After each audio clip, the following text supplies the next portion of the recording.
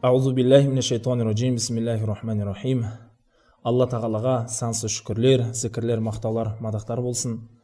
Пайғамбарымыз саллаллаху алейхи уассаламға, оның отбасына, сахабаларға, үмметіне Алланың игілігімен сәлемі болсын. Мұсылманның бұл дүниедегі ең басты байлығы ол әрине шолақ дүниедегі оның уақыты. Себебі әрбір тіршілік, әрбір тыныс оның барлығы өлшеулі, және де біздің күніміз де өлшеулі. Сондықтан да адам баласына берілген мына дүниедегі уақытын өз игілігіне дұрыс пайдалана алса, онда ол ұлы бір ізгілікке қол жеткізгені. Ал егер мұсылманға берілген сол уақытты дұрыс пайдалана алмаса, әрине орынсыз күнә іспен сауапқа емес, арлы-берлі шашатын болса, босқа өткізетін болса, онда ол ұлы бір игіліктен айырылғаны.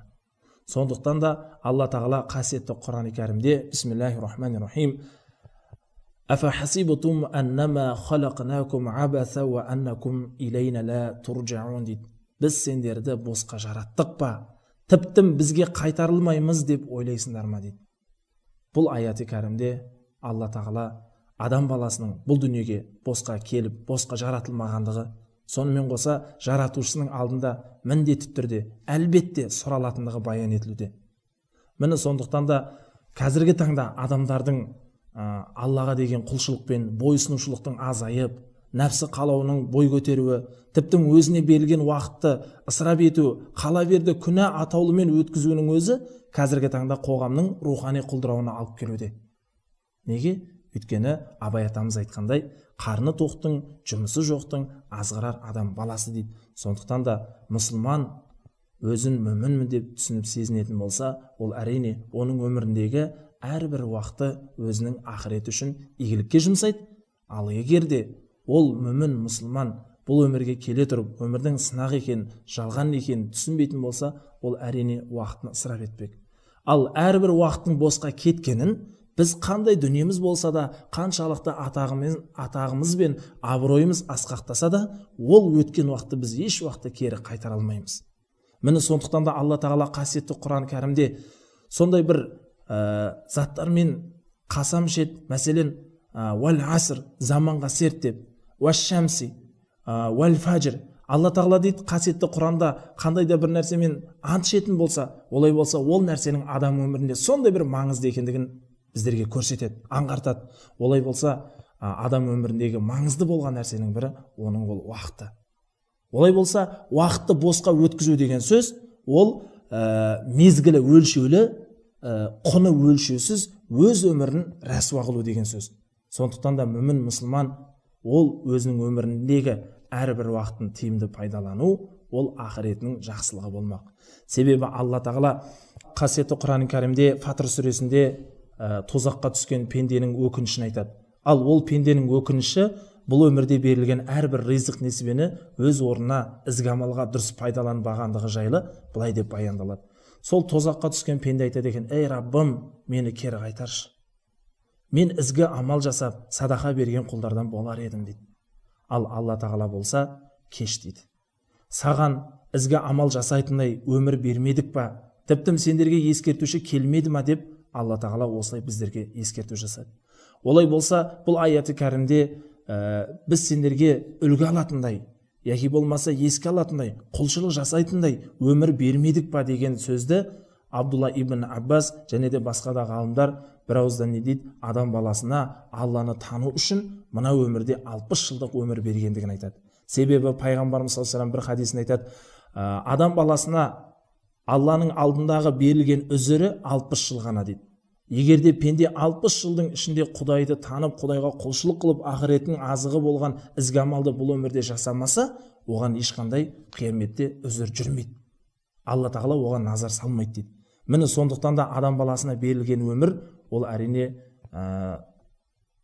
өміріміз ертеңгі ақыреттің ізгі амалымен жәннат болады, яки болмаса өміріміздегі әрбір босқа өткен уақытымызбен ысырап болған уақытымыз, ол үшін біз сұраламыз, және оның ақыры сіз бен бізге қайғылы, ол тозақ болмақ. Міне сондықтан да кешегі Абай атамыздың бір сөзінде сағаттың өзі ұры шықылдаған, өмірді білдірмеген күнде ұрлаған, тиянақ жоқ, тұрлау жоқ, келді кетті, қайта оралмас, бұрылмас бұлдыр заман.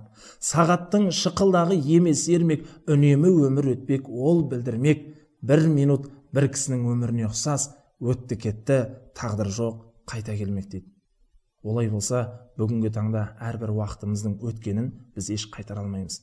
Ал Алла тағаланың Құранда уақытпен серт етуі, аншуы, оның бар болғаны бізге берілген уақыт қайтып оралмайтындығы. Хасан Басри бір сөзінде айтады, сендердің әрбір күндерің сендер үшін қонақ дейді. Оны қалай күтіп алсаңдар, ол ертең солай сені мақтайды дейді. Яки болмаса сені даттайды дейді. Сол айтпақшы, біздің таңертең көзімізді ашқанда адам баласына бір өмір сыйлағаны дейді. Сондықтан таңертең көзімізді ашқаннан бастап біздің бір күндік берілген өмірімізді біз ізгілікпен, жақсылап, құлшылықпен, өз орнымен пайдалансақ. Әрине, бұның ішінде тек қана азынан кешкенен Құран оқу, намаз оқу, ораза ұстау емес, сіздің тіршілігіңіз кіреді, сіздің жұмысыңыз кіреді. Сол сияқты сол өмірдегі бұйырылған нәрсенің барлығы, тіршілік те, бала шағаны бағу да, ақша табу да, бұның барлығы өмірдің мәні сәні дейді Алла тағала. Алайда біздің ең бастапқы өмірге келгендегі жаратылғандағы мақсатымызды Алла тағала қасиетті Құранда "Уама халақтул джинна вал инса илля ли'абудун" мен адамдар мен жындарды тек қана өзіме құлшылық қылулар үшін жараттым дейді. Міне бүгінгі таңда біз бауырларымызға тіршілігіңізді жасап жатсыз, бала шағаңызды бағып жатсыз, дұрыс. Бұл да болса бұл құлшылық, Алланың бұйрығы. Үйленген екен бала шағаны бағу керек, оған ақша табу керек, асырау керек, үй салу керек. Оның барлығы уақыт. Алайда біздің ең бірінші Алланың алдында сұралатынымыз қияметте ол намаз дейді. Ал енді неге намаз оқымадыңыз?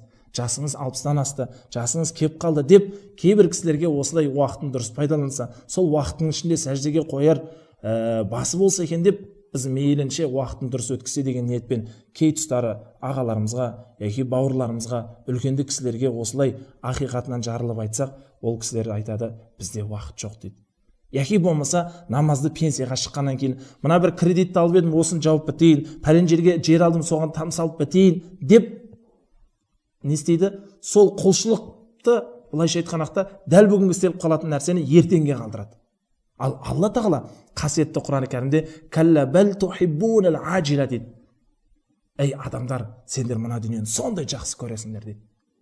"Ва тадарунал ахира" ал ақиретті артқа тастайсыңдар дейді. Міне бұл аяты кәрімде Алла тағала біздің кемшілігімізді айтып жатыр. Біз шынында мына дүниені жақсы көрдік, үйді жақсы көрдік, машинаны жақсы көрдік, ұялы телефон жақсы көрдік, соны аламыз дедік те бар уақытымызға ақша табу үшін соған арнадық. Ал енді құлшылыққа келген уақытта ертең дедік. Сондықтан Алла тағала сендер мына дүниені жақсы көріп, ал ақыретті ертеңге қалдырасыңдар дейді. Ал пенсияға шығайын, келесі жыл оқимын, одан кейін оқимын деп ертеңге қалдырған пендені Құранда Алла тағала осындай баян еткен. Сондықтан ғалымдар айтады, қияметте, ертең ақыретте пенденің өкінетін бір-ақ сөзі бар дейді. Ол не десеңіз, кешегі бабаларымыз айтқандай, еріншектің ертеңі таусылмайды дейді. Міне дәл бүгін Құран оқудың артықшылығын, бір садақа берудің артықшылығын, 2 ракат намаз оқудың артықшылығын оқып сезінсек, міне бүгін тахажжудқа тұрамыз, бүгін осындай ізгі амал жасайық десек, кей кезде айтамыз, Құдай қаласа ертеңнен бастаймыз. Ертең. Сол ертеңімізбен күніміздің барлығы өтіп кетті. Қаншама кісілер бар, намаз оқы десең ертең дейді. Міне сондықтан да пайғамбарымыз саллаллаху алейхи уассалам хадисінде адам қиямет күні 2 аяғы қозғалмайды, мына бір 4 нәрседен сұралмайынша дейді. Соның біріншісін айтады. Бұл өмірін қалай өткізгендігі, жастық шағын қалай өткізгендігі, мал мүлкін қайдан және неге жұмсағандығы, алған білімі оны пайдаланғандығы дейді. Сондықтан да ақыретте әсіресе біздерден осы хадистің ішінде келгені өмірімізді қалай, екінші бізге қажетіне жастық шақ.